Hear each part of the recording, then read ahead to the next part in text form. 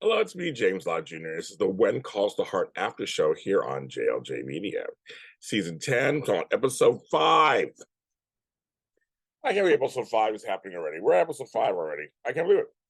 It needs to slow down. It's going too fast. It's going too fast. I can't be live again tonight.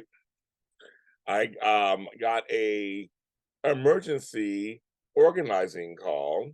I do have that other business, and because of the strikes, which I support, of course, WGA and SAG-AFTRA here in Hollywood, there's a lot of my work that I'm making money from. I'm not making money from because we're not doing it. So I gotta make money other ways because I live in Los Angeles. So I have my other business and I'm working on that. So I got called away. So I'll be doing that all day, and like literally all day. And of course, getting in LA, there's traffic everywhere. I won't get across town. So in time, so I said, I've still watched the show here on Sunday, and I'm like, I want to talk about it. I'm still give you my opinion. I'll give you my opinion. We loved it. I loved it. Again, I think I'm so just enamored with the fact and impressed with the fact that it's season 10 and the quality is still there. And I think for me, parties, I have seen some improvements in things that have really gotten me so happy. And I'm gonna start off with those first because one of the things I've seen some of the things I've seen several things. Um, some of the improvements have been one, more people of color are in the town because there are tourists also. And I've been just for years, Marissa Serafini and I, hello Marissa, have been saying, Riz, we want to see more. We're fans of the show. We want to see more of ourselves reflected. Well, they're doing that in like big and small ways. And they're doing it in a way that I wanted them to do it. Doesn't mean make big deal of, just like have folks of color in the background, and folks of color have scenes. We had a black woman come in and ask about the clay mask. I thought, why not? Like, just why not? I love it. Um, it's just been such a nice, for us longtime fans of color, just to see more of us on there. And then, of course, the May Sue thing today, the episode really shout out to the writers, the producers, the network for talking about a sensitive subject that is relatable to a lot of people, regardless of what their culture is or background. If you're an immigrant, and if you've never been to that home country your parents or grandparents are from, Macy's storyline, the clay mask, first of all, showing the clay mask back then in her 20s, like, oh, wow, okay. Um, but that it's from her grandmother's journals, it's from her grandmother's recipes, it's therapeutic, it's medicinal, they're showing us another side. But the fact that she was afraid to say where she got it from, and her and Fiona had that talk, and Fiona was the right person to talk to, just like the right person was wonderful. Um, that she was struggling, trying to find her way because she had never been to China. But she had all these recipes, all these journals that really bring her to her roots, back to her roots. And she led her mother and them wanted her to assimilate when she came to America, which happens to many of us who've come here from other places, to fit in and do your job and make a life for yourself. It's the land of opportunity. But sometimes things get lost for the next generation. And I thought it was very cool they talked about it. In the 10 seasons I've watched, I never thought they'd even talk about it. I just I was like, I love it. I just thought that was wonderful. And with Minnie and Joseph, just they're hardworking folks. And I'm glad they're starting to show them with little cracks that they're not superhuman, they're not magical. We don't need everybody. We don't need. I don't need perfect black people on the show. We want everybody to have three dimensions. We want the actors to have something. And I love that they show that Joseph really takes his jobs, his status, his station in the town very seriously. But everybody knows he works very hard. And I can relate to all that completely. I work all the time. But it's okay to take time off. It's okay to go with your daughter somewhere for a few days because that's something that's a memory you need to have. And I have to promise myself too sometimes, stop working, James, go see your kids and grandkids, or go with your sister, go with your niece and nephew. Like, I'm learning the same lesson. We're just hard workers. And for me, it's a positive portrayal. These are positive portrayals of people of color, especially in a period piece. So I always have called it out from the very beginning. So I will continue talking about it. Sorry if folks don't like it, but I always talk about it. And for me, it's like positive. Right now, it's positive. It's like a positive thing. I'm like, this is great. This is wonderful. It's relatable. It's that folks who've never heard this or never been through this before are seeing another story to tell 'em. It's Hope Valley. That's the whole point. You're there for hope. Um, and him, that scene, again, we don't see much of this on TV, seeing this father see his daughter sing. Viv played that, who plays Joseph very well, played it so well. I was just like, oh, okay. We don't see his piano, but she could play a little bit of the ukulele where she was playing, and she could actually sing. And that was something he was just so impressed. And also, I understand their fear and trepidation at first of not wanting to let her go, offered Allie and Nathan. And that ties into Nathan. Allie's changing. She's a teenager. She's changing, being a single parent, being a male versus female. Especially, and then back then, things aren't open as they were before. So that his trepidation and being nervous, and it all worked together. My downside with some stuff is that we're not seeing Fiona hasn't had a story yet.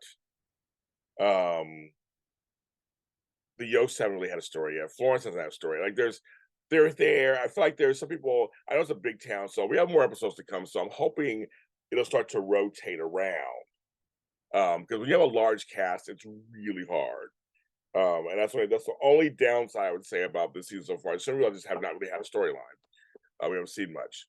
But going back to the positive side, I think this episode talked about love and togetherness and dates. And I thought, yes, we need that on this show also.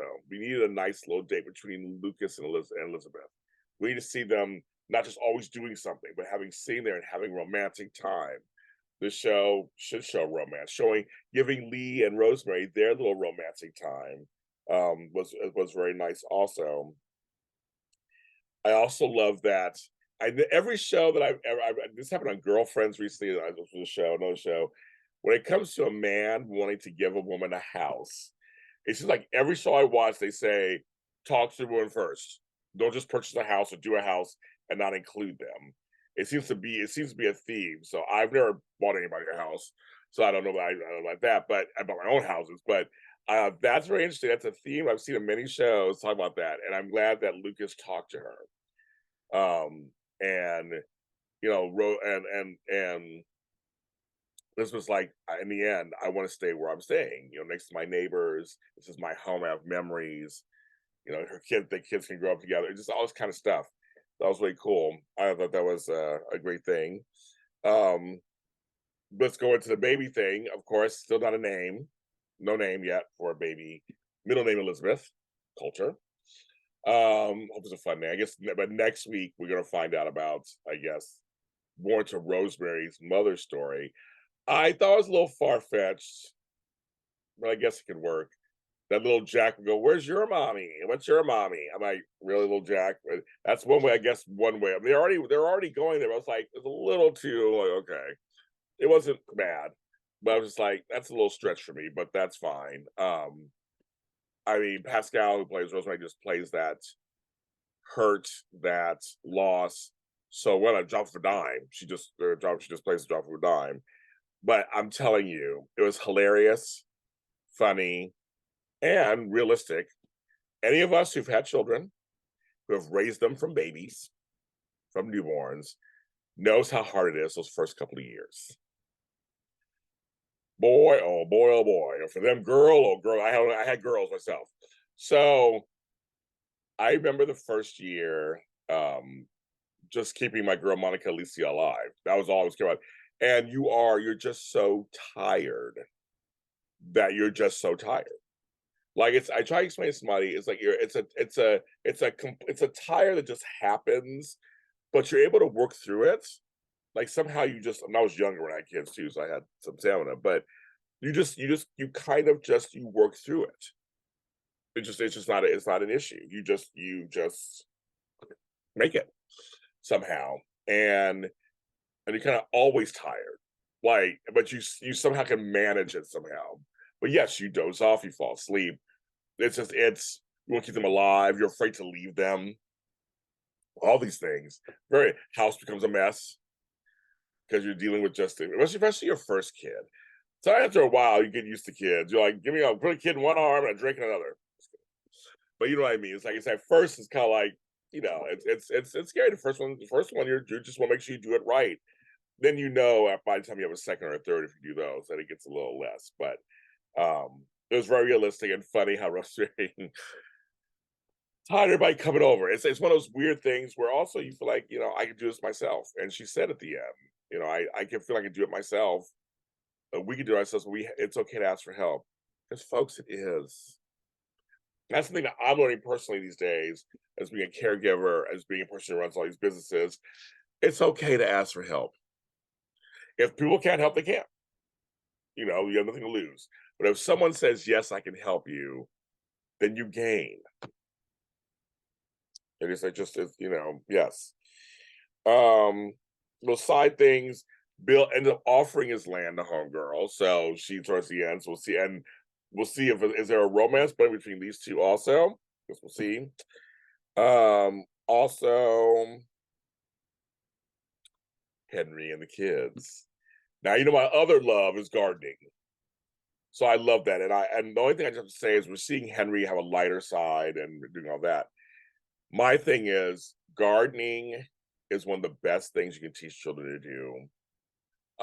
There's so many life lessons in taking care of something that's living.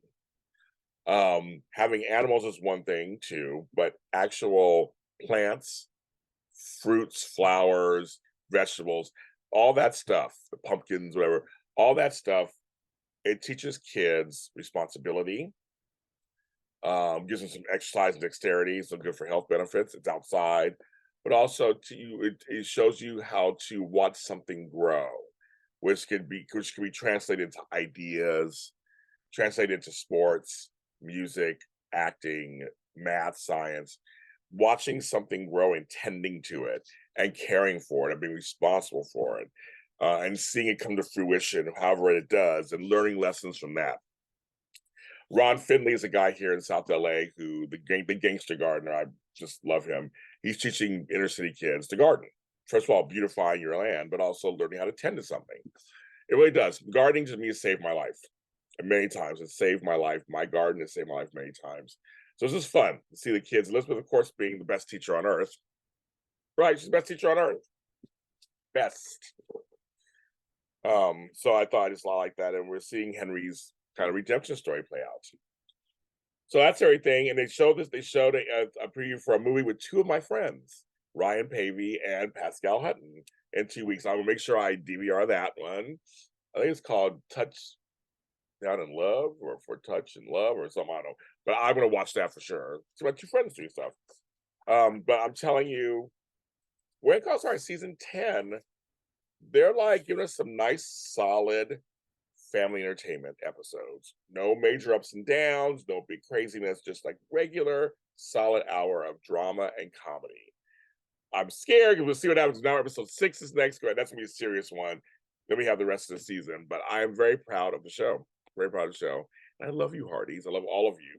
Wherever you are, be careful with the weather. I survived the hurricanes of LA.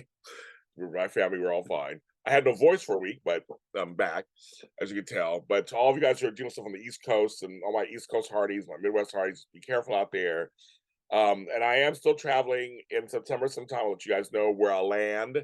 There's usually Hardys everywhere, so we'll see what's going on with that.